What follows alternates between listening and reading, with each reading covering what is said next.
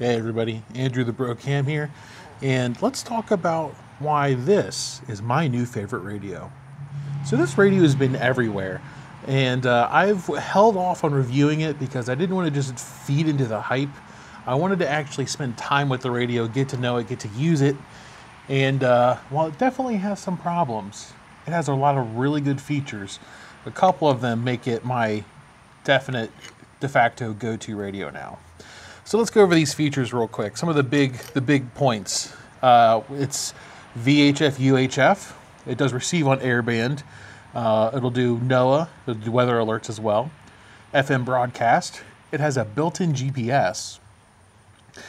It has a USB-C charging. I always forget to mention that. It does have tone scanning, which I don't use that much, but it's nice to have when you do need it. And then, for me, the biggest star that this thing has is the Bluetooth TNC.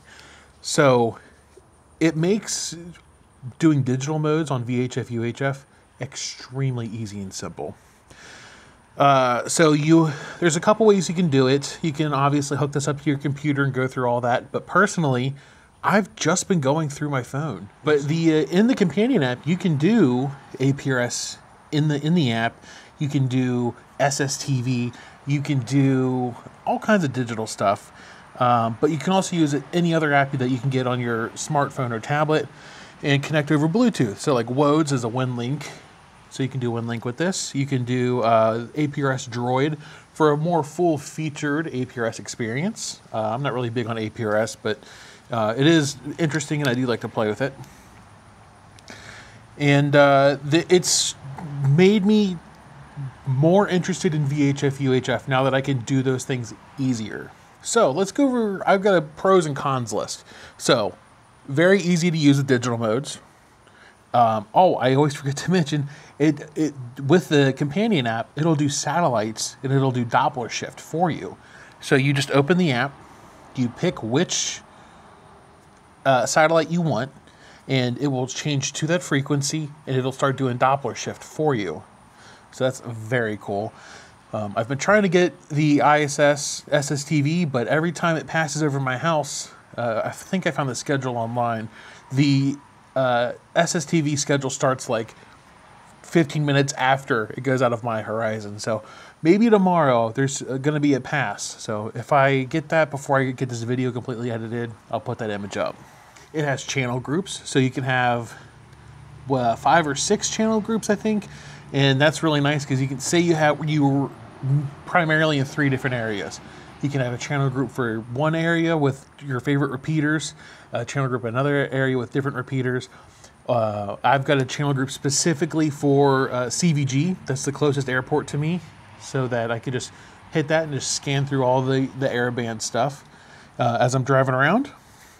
It's extremely easy to program with the app. You do have to kind of look up what you want to add and put it in there and enter the settings, but you can do all that. You can export lists and sit and import lists, and it makes it very easy to use.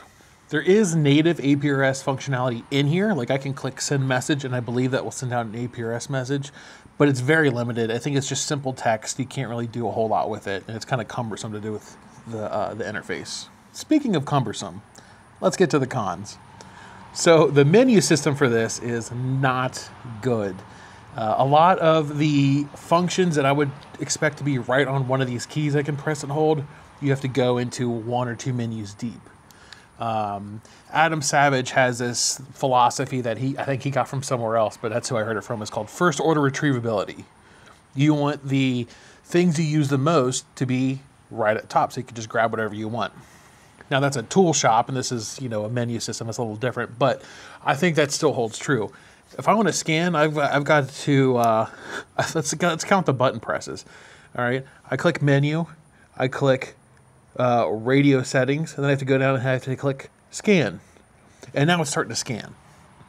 You see, I have to hit 3 buttons to get into that. And that's another one, squelch. I think squelch is a really big one, especially on VHF UHF. I have to go down to a bunch of menus. Let's turn my squelch level up. I had it off because I was trying to catch the ISS this morning. And that is something that I do think is a big drawback of this is the menus. Now, my previous radio, the Yaesu VX7R, is I need to look at the manual basically every time I want to use it because the menu system is so convoluted. So this at least has everything in like plain English right there. You can read it pretty easily, but it's still, I have to dig into a lot of menus to get to what I want to do. Another big con for this is that this thing is huge. Not only is it tall this way, but look how thick this is. It's massive. But because of the features, I put up with the size and the weight. If you notice, I also got this on here too. It's just a nice little, I don't remember what these are called, trail tether. I think it was one of the YouTube ham radio live streams turned me on to them. These are really nice. If you want to hang up your hang up your radio, hang up a bag, something like that. I've got a couple of these just laying around. These are really useful. Another thing that about first setting this radio up, I could not get this belt clip screwed on. I had to get my wife to help me because of how you screw these screws on. It was just very, I couldn't do it. I tried for probably 45 minutes. Some other things, I haven't felt the need to use this with a regular computer yet. I guess maybe if I was going to do some APRS, I might want to hook it up and do some YAC. But really, the APRS usage I do, I could just do an APRS droid, send some messages, and that's it. I do believe that this is IP67 water resistant. You get to, it also has, I think also kind of a con is that you need a tool to take this cover off if you want to use a headphone, external headphone or mic. Then you could easily enough replace this with a thumb screw. I've seen a lot of people do that. I think Tech Prepper has done that on his. That might be something I do. That's just one more thing to kind of think about. So let's go listen to the speaker quality. I'm kind of in a noisy environment. I'm just at a random park, but I'm going to hold it close to this mic. Actually, there's a plane flying overhead, but we'll do NOAA first, and then maybe I'll scan Airband real quick and see if I can pick anything up. The weather patterns affecting the southern Great Lakes and Ohio Valley region. Continued dry weather with increasing temperatures for today. A cold front will move through the area over the weekend, bringing showers and possibly some thunderstorms beginning Saturday afternoon. So I think it's got pretty good sound quality. It scans pretty quick. Let's go ahead and switch to CVG. And that is one thing, is that when you switch groups, it will remember that you were scanning last. So all I have to do is switch to CVG, and now it's scanning. 5 with you, 17,000 to 14,000 at Hicks. We have Romeo at Dayton, and we're set up for the RNAV 18 available. 0 VFR, and we'll get back on this frequency and frequency change for 7 Echo Sierra. 6 Tango over to 124.905. So, again, I think pretty good speaker quality. This is the app. It can be kind of confusing at first, but we click that hamburger. We go ahead and if we click this, we can actually see what we have on here. I click main. And these are my current repeaters that I have set up. If you want to change these, you can go into your cogwheel there, channels and groups, and I can click main. And let's say I updated one of these. I can now hit, I think I have to move my recording thing. Nope, that's not what I want. Save to spot 1. And now on my radio, when I hit group, it says main on 1. And then my digital modes, these are just kind of the ones I've thrown on here so far. I might add some more. I'm going to go ahead and overwrite that digital mode because it's an old one. I haven't uploaded it yet. So now we've got our new channel programming on there. But you can see here in the app that, we've got a setting for APRS.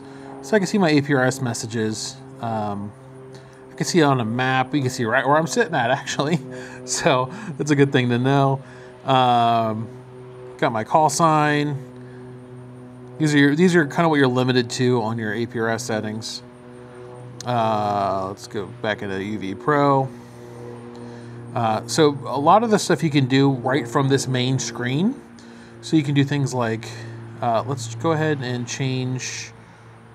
So I see our VFOs are down here. Let's go ahead and change that. And let's do one for 6, 5, do 580. I don't think anybody really uses that out here, but I'm on low power.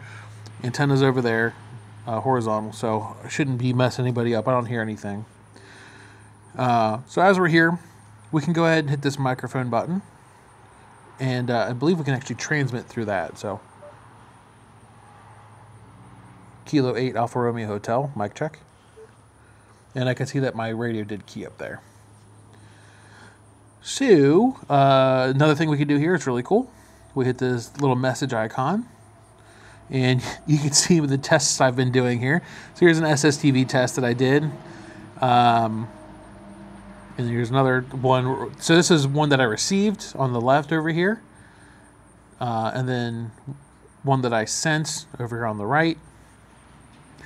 You can hit this keyboard down here, and then these are all the different things you can send. So I can send a voice, I can send Morse code, text, DTMF, pictures. I don't know what T-call is.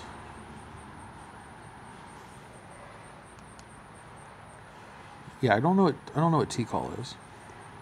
So I did that, and the radio started keying up. So I'm gonna have to look into what that one is. Members, I think this shows who you received on APRS. There is a setting on APRS where you can set the digital modes, and so while you're on other channels doing other things, it'll still listen for that APRS beacon and pick it up and capture things that way. So one thing you can do is you can click on this legend here, and you can turn things on and off, like the space station or the satellites. So if you click the little ellipsis up there at the top, you can hit amateur radio satellites. And now you can see all the satellites that you can see. So if you say you wanted to listen to one of these, you go ahead and you click on that little bullseye icon. It highlights it on the map. So let me turn that on so we can actually see it. And then you can hit connect. And oh, actually, I think that's out of frequency range. So let me actually pick out a different one. Yeah, see, some of these are discard. Well, let me look at the ISS, because I know that I've got that one. That one has the correct frequencies. So if we hit that bullseye, that locate thing, we could see where it's at. And actually, it's going to be passing right overhead in 9 minutes. But I don't have a Yagi, so I doubt I'm going to catch anything. But if we go ahead and hit connect here, now we can see that we are in satellite mode, and it's doing automatic Doppler shift for us based on the position of the satellite. So that's really cool, and I think that this Bluetooth TNC and this feature alone is a great reason to get this, because it makes the barrier to entry for satellites a lot lower. And that is another nice feature about this, is that while you are limited to, 30 channels per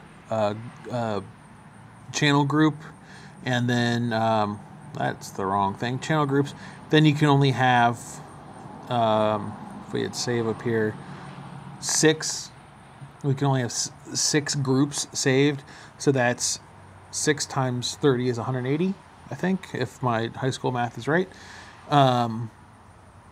So the nice thing is that you can have more groups, you just can't have them on the radio. So one thing that I've done is I've gone and kind of put in emergency and schools on one, and then I've gone in and put police departments and fire departments on another.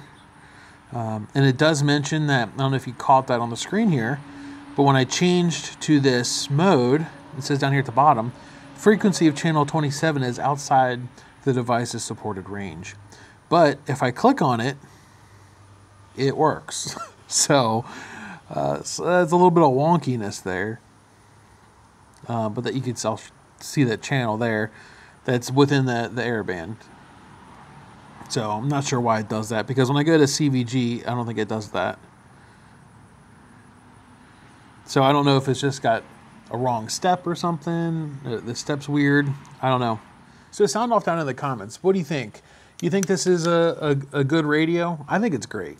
What's been your experience with Bluetooth TNCs, or how do you do digital modes on your UHF, VHF radios, like your maybe a Baofeng UV5R or a Yaesu VX7R? I've got a couple digi-rigs and I like them, but that's an extra thing I got to carry. This is the whole package right here. So down in the description, I'm going to go ahead and include an affiliate link to get this off of Amazon or straight from B-Tech.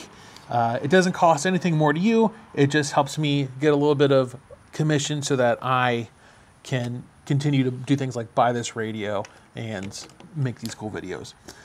So also down in the description, you're going to find links to my Patreon, to my Instagram, and some other fun stuff. I'm working on putting a storefront together so you can buy 3D prints that I make or any merch that I'm making. So I will put that down in the description as soon as that stuff is ready. So keep an eye out for it. So that's all the time I have for today. This has been the Bro Cam saying 73.